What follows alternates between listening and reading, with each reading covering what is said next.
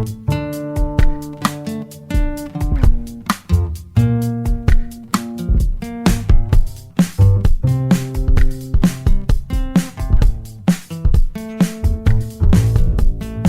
is Where We Live on Connecticut Public Radio. I'm Lucy Nalpathanchel. America hasn't been back to the moon since 1972, but a new generation of astronauts could make that journey in the next decade. All this week, we're featuring our best conversations of the year. Today, Where We Live, we re-air my conversation with Kayla Barron, an astronaut training with NASA's Artemis program. It's the space agency's modern lunar exploration program. And right now, Barron is orbiting the Earth, one of 7 astronauts living on the International Space Station. She'll return to our planet in April. Before NASA, Barron was a member of the first class of women commissioned into the submarine service in the U.S. Navy, and she spent some of her early career in Groton, Connecticut, at the Naval Submarine Base. We hear about her trajectory from sailor to astronaut just ahead. Do you have a young, aspiring astronaut in your household? Or do you have questions about NASA's next moon mission? You can join us. Find us on Facebook and Twitter at Where We Live. Again, Kayla Barron is joining us via Zoom. Again, she is a member of the Astronaut Corps for NASA's Artemis program. Kayla, welcome to the show. Thanks, Lucy. Thanks for having me. I was talking with my producer about how when we're young, so many of us will say, I'd love to become an astronaut. So when you were a kid, did you dream about becoming an astronaut? You know, a lot of my friends and colleagues here at NASA did, but for me, my story is a bit different. You know, I grew up knowing about astronauts and being aware of the amazing things that NASA was doing, particularly with the space shuttle program and building the early space station. But for me, it was something I never really envisioned myself being able to do, and wasn't a specific goal I had in mind. From a pretty young age, though, I did want to serve in the military. When I was 14, 9/11 happened, and I was really inspired by the way our country came together during that period, and it made me dedicated to serving in some capacity. And so during my time in high school, that focus kind of came into joining the Navy and going to the Naval Academy. And so for me, I was dedicated to be a naval officer and finding the best way to serve in the Navy. But it wasn't actually until I served on submarines that I realized how many connections there are between serving, working, living on a submarine, and working and living in space. And it was those connections that really inspired me to want to apply to be an astronaut and eventually believe that it might be something I was capable of doing. It is an interesting path. So you're a graduate of the U.S. Naval Academy in Annapolis. And I mentioned earlier you were part of the first group of U.S. women commissioned to submarine service. Most people will never spend time in the ocean at the depths that submarines go for months at a time. And certainly most of us will never go to space. Have you seen yourself as an explorer in your lifetime? Definitely. I grew up as a pretty adventurous little kid. I loved to run around in the woods and the mountains. And when we went on hikes, I would often end up far off the trail exploring. And I think that's one of the common threads among my colleagues here at NASA is all of us are really explorers. And we've acted on that instinct to go see what's beyond our own knowledge and really push ourselves both as individuals and members of a team in really extreme circumstances. And I think for me, that connection is really important as we start thinking about the Artemis program that you mentioned on the read-in. I think people ask, why return to the moon? Why go now? And I think for us, we really feel that itch to start exploring again. After 20 years of living and working on the space station, we're pretty good at living and working in low Earth orbit. We know how to do that, and we do it really well. But we're excited to go explore areas of the moon that, the Apollo astronauts didn't get a chance to, and really start to learn more, not only about the moon, but what the moon can teach us about the other planets in our solar system, including the Earth. And we'll be talking more about this modern lunar exploration program. Again, NASA's Artemis program. Kayla Barron, my guest today, part of this group of astronauts training for the Artemis program. And I wanted to learn a little bit more about what it's like to serve on a submarine. So, in the ocean again, and depths that many of us, will never experience. Yeah, when I joined the Navy and started at the Naval Academy, I was convinced that I wanted to be a Navy fighter pilot. And I was really motivated about trying to serve in that part of the Navy, in that community. But I pretty quickly found that the mentors I was drawn to were all submarine warfare officers. And there was something about, their technical engineering mindset, but also their understanding of what it took to operate on a really high functioning team in challenging environments that I found really attractive. And then I also got the opportunity in the summers between my school years to go aboard a submarine and get underway on a submarine. And it was that experience that really, inspired me to want to serve in that capacity. It was amazing to watch the ship submerge and see all of the individual specialties, the individual members of the team come together as this cohesive unit to operate a really complex machine in a super challenging environment underneath the surface of the ocean. Just felt like something I wanted to be a part of, and it felt like the type of people that I really wanted to learn from and work with. And so that's what drove me to want to be in the community. And then once I got there, that was just true in spades. It's a super challenging environment, especially as a young leader. You're asked to take on a lot of responsibility at a pretty young age, whether that's overseeing the nuclear reactor plant and all of the machinery in the engine room, or ultimately controlling the whole operation of the entire ship, driving the ship and making all of the decisions about where the submarine's going to go and what we're going to do. And while that's pretty intimidating because you have that incredible group of super talented sailors around you to help support you and teach you, it's an incredible opportunity to learn really on the edge of your abilities at the beginning. And then by the end, as you get better and your team comes together, it's super fulfilling to work in that environment. I mentioned you were part of the first group of women to serve. Why did it take the Navy so long? Did it have to do with the way submarines were designed? That's a really good question. It's hard for me to say from my perspective what the senior leadership in the Navy was thinking about, and how often they even reevaluated that status quo. I do know that when I was a senior at the Naval Academy, the stars kind of aligned in terms of who were the officers and the civilian leadership in the White House and elsewhere, all who were looking really critically at roles in the military that women were still not allowed to serve in. And there needed to be a really good reason if women weren't going to be allowed the opportunity to serve in these new arenas. And when you look at the submarine force, a lot of it comes back to, assumptions and tradition, in my opinion, because there's really no reason women can't work and succeed in those environments. And I think the transition to including women in the community has proven that to be true. The professionalism of the sailors and officers in submarines has been really impressive to me throughout that transition. And now it's really business as usual.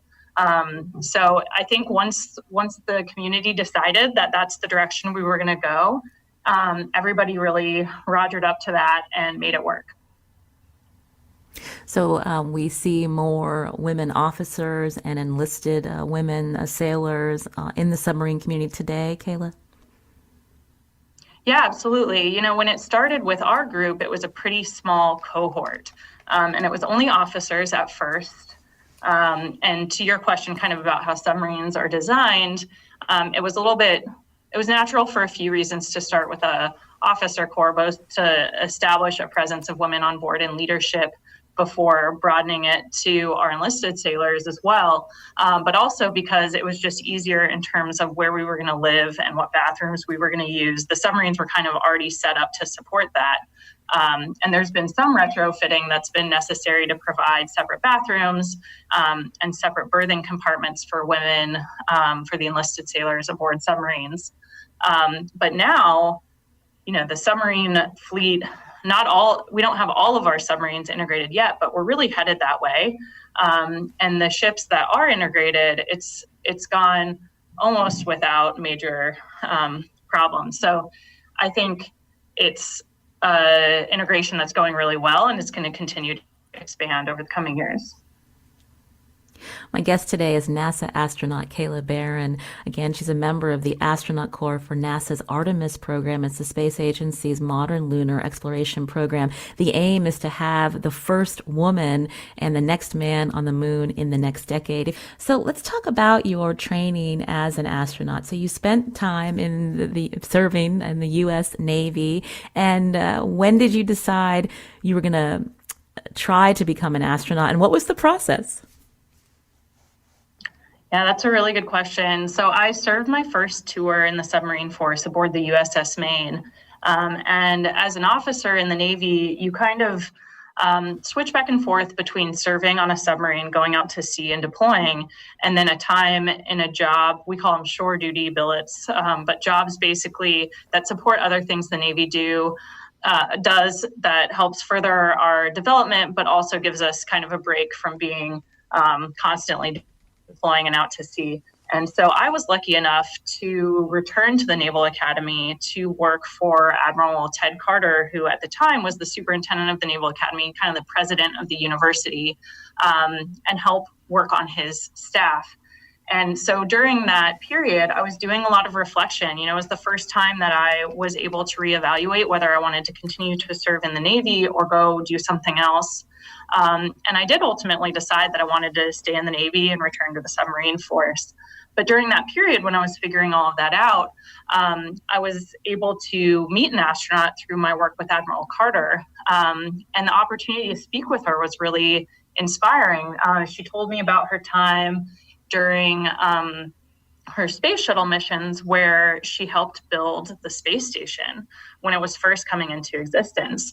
And as she told me about the engineering challenges and all the things they overcame, the equipment they were bringing online, all of her stories just reminded me so much of my time on the submarine.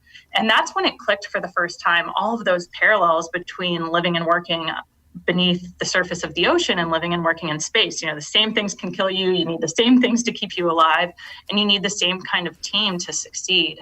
And that's when it really clicked for me that, maybe I wanted to and could become an astronaut. But it was intimidating at first. It's not, I'm a planner, I'm super type A, and I always think through every little detail of anything I do or might pursue. And I remember I got uncertain about it pretty quickly. And a couple weeks after that initial interaction with an astronaut, I was going to another event with my boss at the National Air and Space Museum. And it was this forum about the future of human space exploration. And there were a ton of astronauts there. And I got introduced to a bunch of them by my boss, who knew them from his career as a naval aviator. And when we were leaving that night, I found myself so impressed with all of these astronauts, and really the imposter syndrome was strong in that moment. I felt like I had no business working and serving with people of that stature. And as we were walking down the steps of the museum, my boss turned to me and he said, "Kayla, do you know how you become an astronaut?" And I think I gave him probably a pretty blank deer in the headlights look and just said, I don't know how you become an astronaut. And I think he sensed my intimidation and my trepidation about the process. And he just got this big smile on his face and looked me right back in the eye and said, "You apply." And, for me, that's a story, a moment that I'll never forget, because, as somebody who overthinks things and was feeling pretty intimidated, he kind of cut through that as a senior mentor and just said, if you don't put yourself out there, you can never become that thing. And that encouragement and that trust that, I could be vulnerable and put myself out there and pursue that role is what propelled me to put in my application, which I never thought would succeed, but turns out it did. And so that was kind of my path into the astronaut corps. And I, can think of a ton of other moments like that throughout my career where mentors played a really pivotal role in me pursuing new goals. So you applied and became part of the astronaut candidate class in 2017, and now you're part of NASA's Artemis team. So tell our listeners what that means exactly. When we talk about, again, this aim to return humans to the moon, will it happen in phases, and how soon would you find out if you're chosen that you might be going? That's kind of the $1 million question for sure.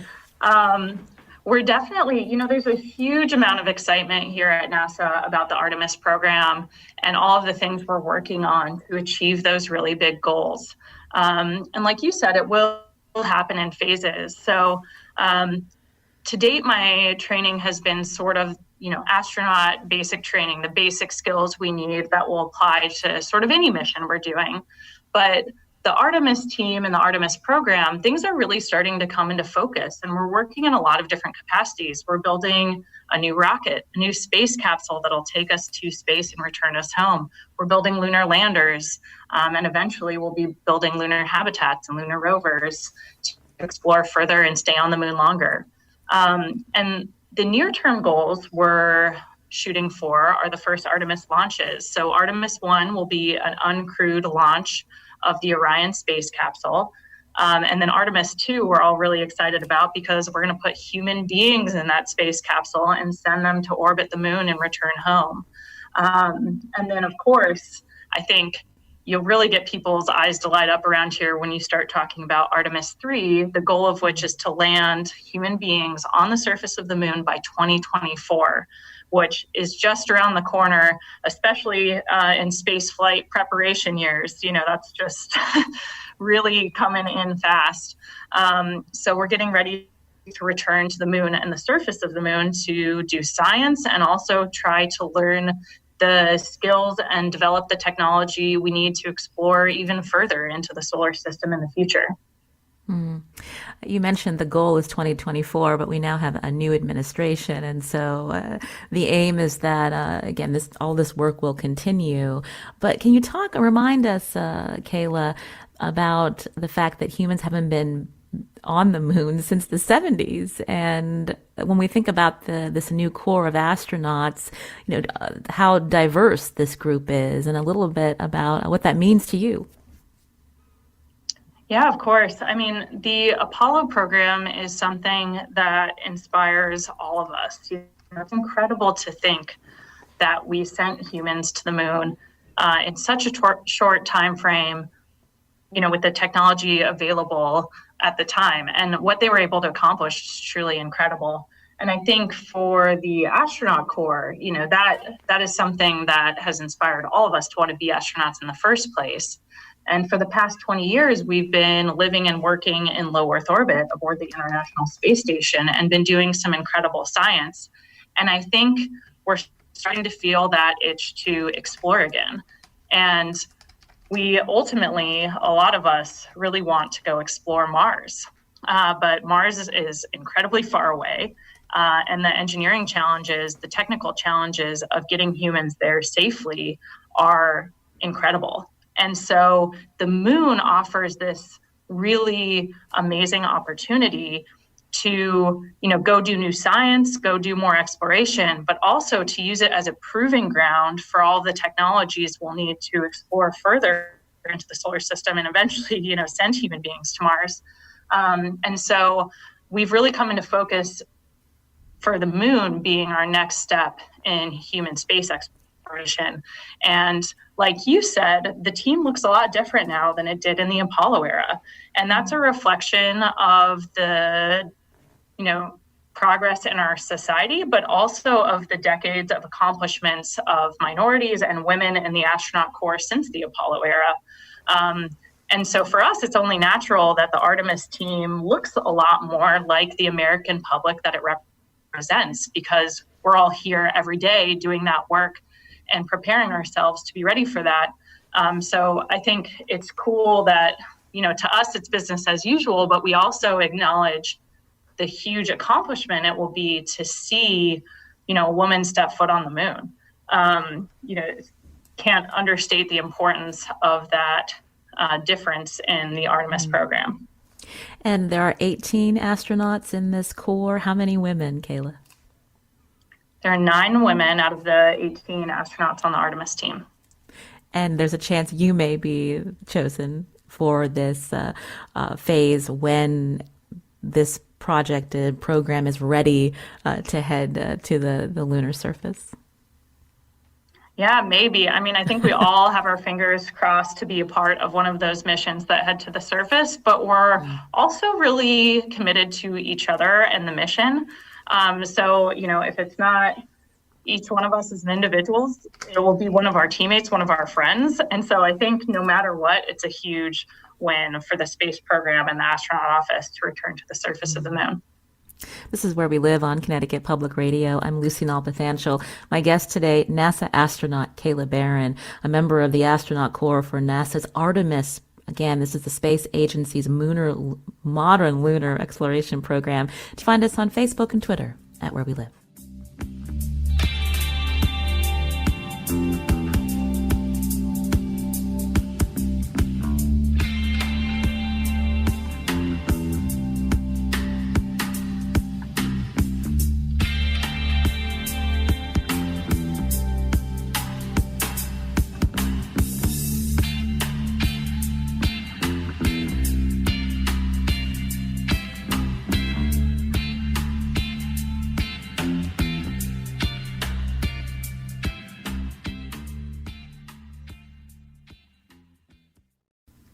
This is Where We Live on Connecticut Public Radio. I'm Lucy Nalpathanchel, broadcasting remotely.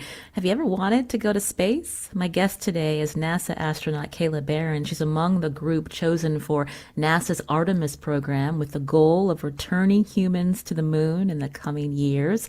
If she's selected for the mission, she could be the first woman on the moon. Now, Kayla spent some time in Groton, Connecticut early in her naval career, and she was a member of the first class of women commissioned into the U.S. submarine service as a submarine warfare officer. You can join us, find us on Facebook and Twitter at Where We Live.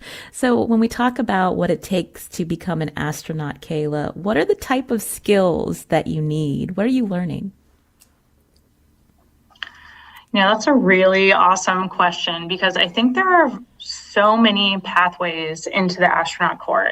It's super awesome to look around at my peers and colleagues and see, scientists who either studied planetary geology or slime in deep caves, or engineers like me, engineering background, or also military backgrounds, whether that's from the submarine force or the military pilot community, physicians. There's so many ways to enter the astronaut corps, but there are some things that connect us, I think.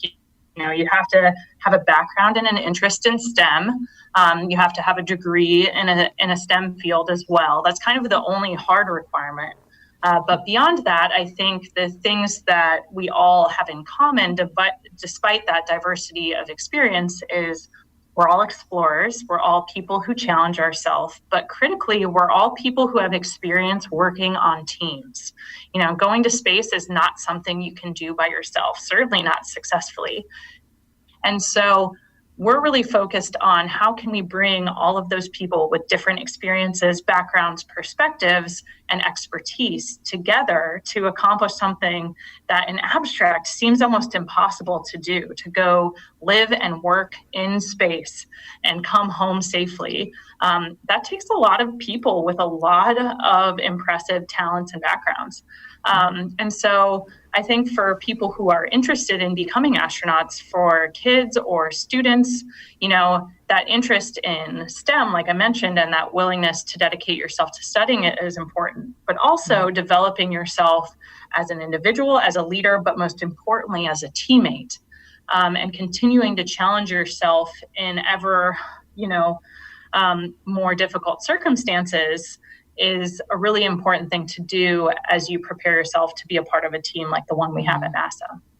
Can you talk more about your astronaut training when you think about what it takes to be in zero gravity or low gravity? So are you using simulators? Are you in pools and airplanes? Yeah, that's a really good question. We kind of train as jacks of all trades because there's so few people on our crews and our teams that actually are in space or on the space station, we have to be able to do a lot of different things. And so we train on how to operate the systems aboard the space station that help us get energy or make a clean atmosphere to breathe.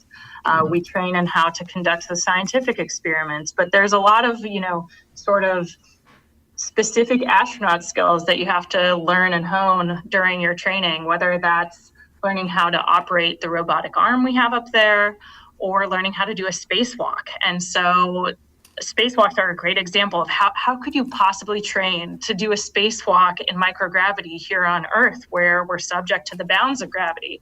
And you're right, we do have a giant pool that we call the Neutral Buoyancy Lab that's 40 feet deep, and it has a life-size model of the space station submerged in it. So we put on real spacesuits and go underwater with a team of scuba divers that's constantly moving foam and weights throughout our body to try to simulate what it might feel like in that microgravity environment. And we actually practice full spacewalk procedures, from leaving the airlock to working for 6 hours and coming back to the airlock to come inside. So we've gotten pretty good at figuring out how to simulate the various environments and do our best to prepare ourselves for both normal operations and when things aren't going according to plan while we're still here on Earth, so that when we face those situations in space, we're well prepared. We are still deciding where the early Artemis missions will land, but right now our plan is to explore new areas of the moon. For us, the Apollo program did some amazing things for scientific discovery, for understanding both the moon, how it formed, how it evolved over time, but also how that relates to the formation and history of the Earth and other planets in the solar system. But the crazy thing to think about in the Apollo program, if you could imagine yourself like never visiting a planetary body, maybe never even stepping foot on Earth, and getting just dropped off in the middle of nowhere, and all you can learn about our planet is things that you can reach by walking on foot, you would end up with a pretty limited understanding of what is on the planet Earth and what you might be able to learn about it. And that's kind of a good analog for what we were able to learn from Apollo. We got this incredible discovery, but it's really kind of looking through a soda straw at the moon and what we could possibly learn. So we're most interested in exploring new regions. And one, for example, that we're looking at is going to the South Pole of the moon. There's some really interesting impact craters there that we want to study. And we also are interested in looking to find and maybe even harvest to use as a resource water that's frozen, ice water that could be in the permanently shadowed regions of the moon. So we're really interested in kind of pushing the bounds of what we know about the moon and our solar system by exploring new areas. Now, earlier you mentioned lunar habitats, and so this idea that the Artemis program, you're looking at longer term stays on the moon, Kayla? Yeah, the early missions will be similar to the ones that we saw in Apollo, where we send a lander to the surface for a few days or maybe a few weeks. But eventually, one of our goals is to have a sustainable human presence on the moon, where we actually send people to live and work on the surface in lunar habitats. And to do that, we have to be able to get energy. We have to figure out how to get food and water to those crews, and how to keep them safe and functioning to do their, spacewalks and the science experiments we're planning to do. But that's really important to us, that we're going to the moon to stay this time. Apollo was incredible for doing something that people could hardly imagine, going to the moon and returning home safely. But we want to go learn how to live on the surface of the moon this time, both for the benefits of that in and of itself, but also for understanding what will happen when we go to explore Mars, understanding what equipment and technology and operations capabilities we need to survive that far away from home. Can you talk about this new generation of spacesuits, what they'll look like? I understand you're involved in helping design them. Yeah, I was able to spend some time working with the engineering teams that are designing the two new spacesuits we have for the Artemis program. One of them is our launch and reentry suit that we'll wear inside the Orion space capsule for launch and then return home through the atmosphere. And the other one is the new suit that we'll use on the next moonwalk. And it's a pretty amazing engineering challenge to not only figure out how do you keep a human being alive in the vacuum of space, but how do you make sure that they can work for 6 to 8 hours, doing geology studies, walking long distances, being able to collect samples and do some pretty tough physical labor in that suit. And how do we enable them not only do that safely, but efficiently? And so NASA has the teams that are developing those suits. And it's pretty incredible what they're coming up with. Some of the really interesting creative ideas that are a real, next generation technology compared to the suit that we use currently aboard the space station. They're working on things like heads-up displays, more dexterous gloves so that we have better use of our hands, and the ability to do things like kneel down and walk in a normal way in the 1/6 gravity environment of the moon. So those are very exciting programs, and we're all really excited to see that suit eventually make it to the surface of the moon. We're almost out of time, but I have to ask, you have a great Instagram account. Again, I believe it's Astro Kayla, that you can find your pictures of your training. And there's a picture of you where you're practicing sequencing DNA, and talk about why that's important to know how to do when you're in space. Yeah, the space station is a national laboratory that's orbiting the Earth. And we do some incredible scientific research there that's really hard to do here on Earth. The microgravity environment is really unique, and it allows us to do some amazing work.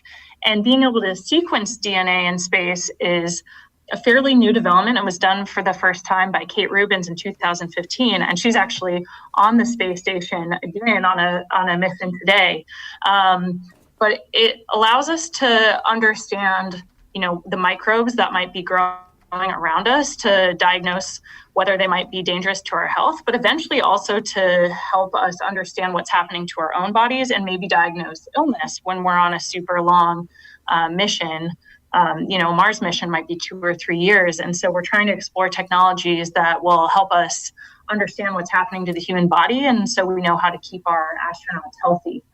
So we get to work with some pretty cool technology. I never really thought I'd be learning how to sequence DNA at all, let alone doing it in space. But that is part of my training these days. We don't get a chance to hear from NASA astronauts, so we really appreciate your time, Kayla. And I have to ask you before you go, when you look back at your career, what has been or what will be the hardest part of your training? That's a good question. I think so far the biggest challenge I've had in my career is learning how to work on a submarine, like learning how to stand watch overseeing the nuclear reactor or ultimately drive the ship. And I think that stands out to me because it was real. It was the culmination of a lot of training, but eventually you're actually, the woman in the arena, the one making decisions. That responsibility is lying on your shoulders. And I think I'll feel very similarly when, I'm sitting in my launch seat on the top of a rocket, ready to put all that training to test as I go to space. So I'm looking forward to the opportunity to do that, hopefully, in the next few years. Again, Kayla Barron is a NASA astronaut, member of the group of astronauts on NASA's Artemis program. Again, this is the space agency's modern lunar exploration program. So we'll keep watching the news headlines, Kayla, to see if you will be chosen to be the first woman on the moon. Kayla, thanks so much. Thanks so much, Lucy. This is Where We Live on Connecticut Public Radio. I'm Lucy Nalpathanchel. After the break, we go back 213 years in Connecticut history when a meteorite crashed into what was once part of Weston, Connecticut. We learn how that space rock helped launch American science. You can join us too. Find us on Facebook and Twitter at Where We Live.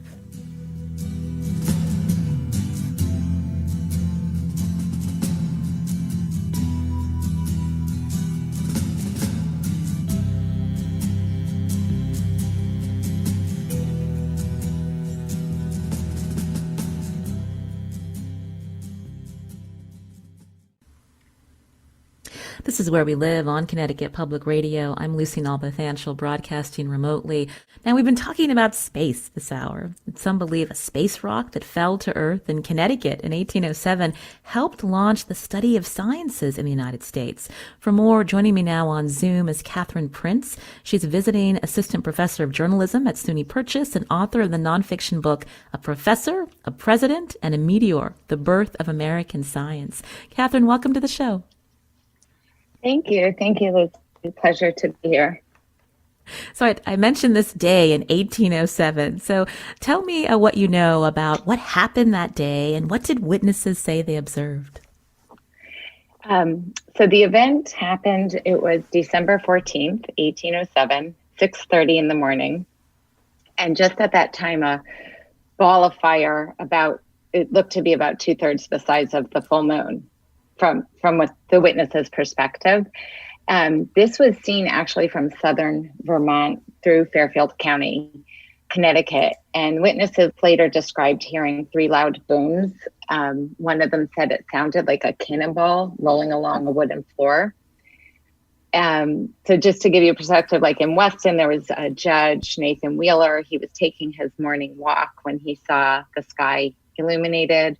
Dr. Isaac Bronson, who lived in what's now the Greenfield section near Fairfield. He was traveling along the Boston Post Road and the inside of his stagecoach lit up.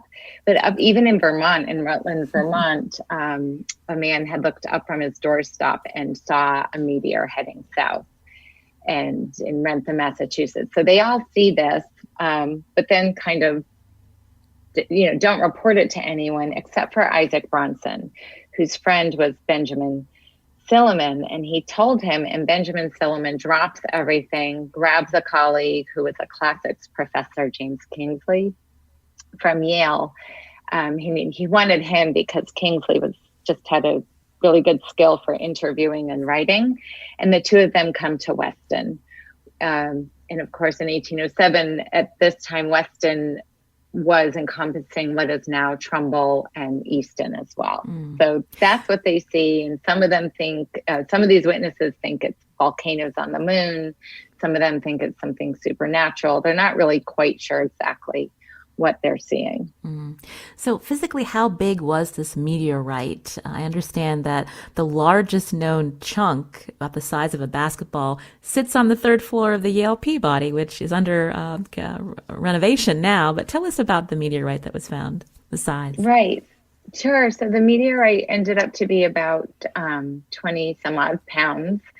And upon his analysis, so what happened was, Silliman and Kingsley, they start interviewing people. The fragments, the first thing that they ran into, though, was actually some people were going to try to sell fragments, and they didn't really know what it was, but they thought, well, maybe this is something valuable. So they had to try to stop that. And then Silliman starts sampling and testing what's on the ground there, and he sees that these stones have these round grains called chondrules in them, which he knew weren't present in earthly rocks. He had a geology background as well, so he knows these are from outer space. And of course, he was familiar with this idea of meteorites. He interviews the witnesses, he runs these tests, and then he publishes his conclusion in the Connecticut Herald a couple of weeks later, December 29th. He thought it might have been about a half mile in diameter before it broke up on entry. And he also estimated that it was traveling around 200 to 300 miles an hour. I'm sorry, a minute, not an hour. And how did the American public react to his scientific research? Again, this is the Yale professor, Benjamin Silliman. Sure. So again, he had, so one of the Westonites that was trying to sell it was a man named William Prince, who's no relation to me. He and his sons were also going to try to turn it into gold. So that was their reaction. They kind of believed in alchemy.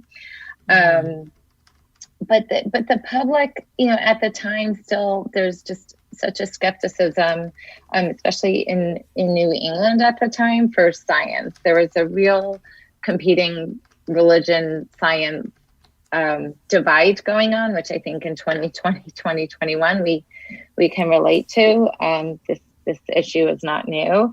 And so Silliman really set out to educate the public about this, that yes, you can have faith, but there is science, and this is scientific research. This is showing this was not, some supernatural event, for example. I understand when you walked us through how Benjamin Silliman went out into the field and he talked to eyewitnesses, collected specimens, analyzed them, then published his account. This is science. This is how science works. Yeah. I think of him in some ways. He would have been, like Neil deGrasse Tyson today, someone who had just made science accessible. He really felt that it was his obligation to not just talk to academia, but to talk to the public. And I think that was he was trying to live a bit of Benjamin Franklin's ideal, like the more knowledge that gets out, the more informed citizenry we have, the better off we will be as a nation. We were a new nation at the time, 31 years old. So, I think he was trying to be also citizen scientist. So you mentioned, again, the region being religiously conservative. But what about some leading politicians? How did they react to Silliman's research? Right. So that's Thomas Jefferson, who's the president in the title of the book. So there was a bit of, there's this quote that has been wrongly attributed to Thomas Jefferson.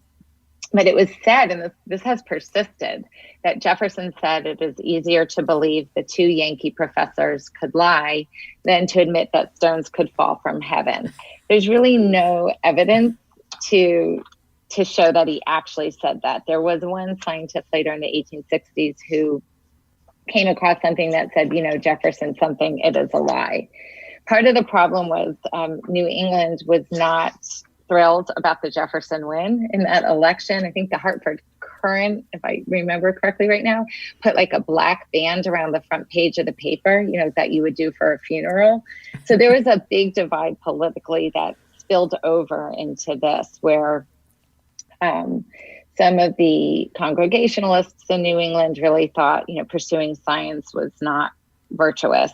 There was a tendency to interpret some of this natural phenomena, again, as something supernatural. Not everyone. I mean, Silliman's mentor, Timothy Dwight, for example, from Yale, encouraged him to go into the sciences.